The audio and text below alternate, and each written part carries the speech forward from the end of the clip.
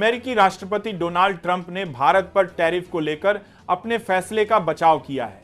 उन्होंने social media पर post कर भारत और अमेरिका के बीच व्यापार घाटे का जिक्र किया है। इतना ही नहीं, ट्रंप ने यह भी समझाने की कोशिश की है। उन्होंने भारत पर टैरिफ इसलिए लगाया है क्योंकि वह अमेरिकी उत्पादों पर ज्यादा टैक्स वसूल रहा था। ट्रंप ने यह भी कहा है कि भारत अमेरिका की तुलना में रूस से ज्यादा तेल और हथियार खरीदता है। ट्रंप का यह बयान तब आया है जब प्रधानमंत्री नरेंद्र मोदी हाल में ही चीन में आयोजित एससीओ शिखर सम्मेलन से वापस लौटे।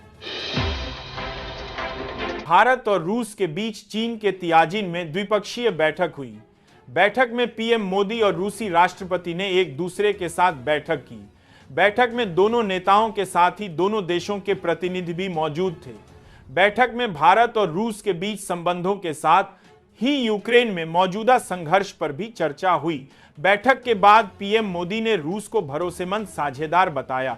वहीं रूसी राष्ट्रपति व्लादिमीर पुतिन ने भी कहा कि भारत और रूस के रिश्ते सिद्धांतों पर आगे बढ़ रहे हैं। दोनों नेताओं ने सकारात्मक दृष्टिकोण से आगे बढ़ने पर जोर दिया। पुतिन ने भारत को रूस के लिए अहम साझेदार बताया। राहुल गांधी की वोटर अधिकार यात्रा पटना में सोमवार को खत्म हुई, लेकिन पूर्णिया के निर्दलीय सांसद पप्पू यादव को मंच पर जगह नहीं मिली।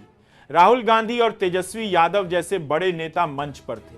पप्पू यादव को मंच पर चढ़ने की अनुमति नहीं मिली, इसलिए उन्होंने सड़क पर कुर्सी लगाकर बैठने का फैसला किया। वो आम लोगों की तरह नेताओं की भाषण सुनते रहे।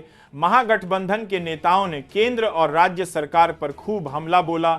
उन्होंने लोगों से वोट देने के अधिकार को बचाने की अपील की। राष्ट्रीय राजधानी दिल्ली, गुरुग्राम, नोएडा और आसपास के कई इलाकों में भारी बारिश से एक बार फिर से भारी ट्रैफिक जाम का सामना करना पड़ रहा है। सड़कों पर गाड़ियों की लंबी कतार लगी है। NH8 पर महिपालपुर से धौला कुआं की तरफ भारी जाम लगा है। एक लिबासपुर अंडरपास पिछले आधे घंटे से जाम पड़ा हुआ है। बॉम्बे हाईकोर्ट ने मराठा आरक्षण आंदोलन पर चिंता जताई है।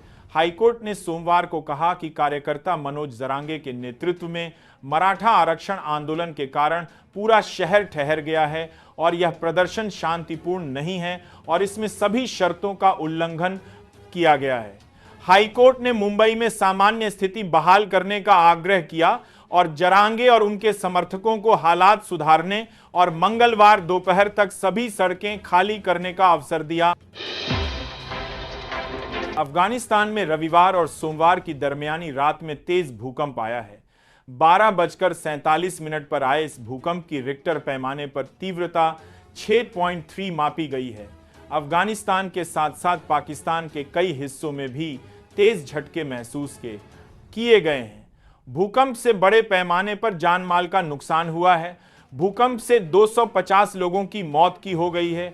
वहीं कई इलाकों में घर गिर गए हैं। सैकड़ों घायलों को अस्पतालों में भर्ती किया गया है।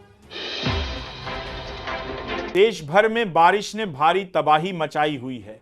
पहाड़ों में जहां लैंडस्लाइड और बादल फटने की खबरें आ रही हैं, तो मैदानी इलाकों में भीषण बाढ़ की स्थिति बन गई है। इस वजह से कई राज्यों में फसल को भी काफी नुकसान पहुंचा है। हालांकि फसल को हुए नुकसान की काफी हद तक भरपाई प्रधानमंत्री फसल बीमा योजना के माध्यम से की जा सकती है। उत्तराखंड में लगातार हो रही बारिश ने हालात खराब कर दिए हैं। पहाड़ों में भूस्खलन और मैदानी इलाकों में जलभराव की वजह से जनजीवन अस्त व्यस्त हो गया है। भारी बारिश से उत्पन्न स्थिति को देखते हुए सरकार ने चारधाम और हेमकुंड साहिब यात्रा को 5 सितंबर तक स्थगित करने का निर्णय लिया है।